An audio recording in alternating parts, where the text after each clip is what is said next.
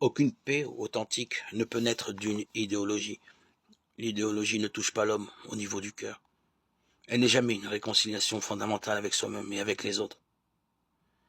L'expérience prouve qu'elle se transforme vite en recette quand elle ne devient pas une démagogie.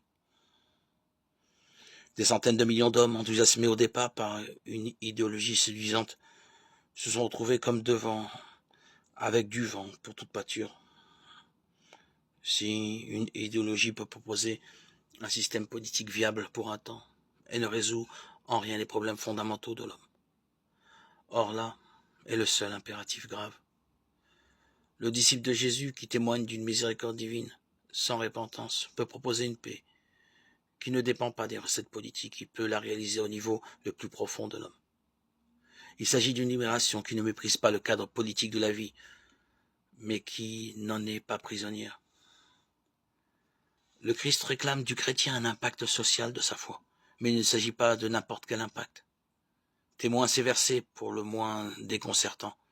Beaucoup me diront ce jour-là, Seigneur, Seigneur, n'est-ce pas en ton nom que nous avons prophétisé, en ton nom que nous avons expulsé les démons, en ton nom que nous avons fait de nombreux miracles. Matthieu 7, 22. Que demander de mieux? Apparemment, ils se sont dévoués, ces hommes, ils ont réussi. Ils ont œuvré au nom de Jésus. Et cependant, Jésus ne le reconnaît pas. Alors, je leur déclarerai, jamais je ne vous ai connu. Écartez-vous de moi, vous tous qui violez la loi. Matthieu 7, 23. Jésus ne donne pas en clair la raison de ce rejet, mais ne peut-on la deviner?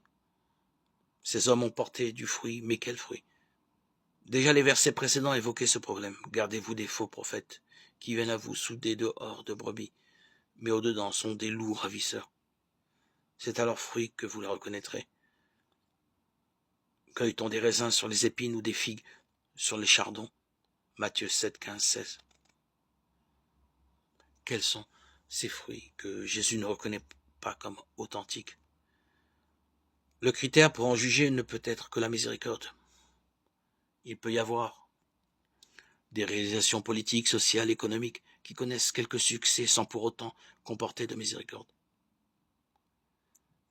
Séduire les hommes de manière périphérique, se dévouer pour satisfaire un besoin affectif, œuvrer pour donner libre cours à un besoin d'action, toutes ces motivations peuvent rendre un homme opérationnel et l'amener à des réalisations louables.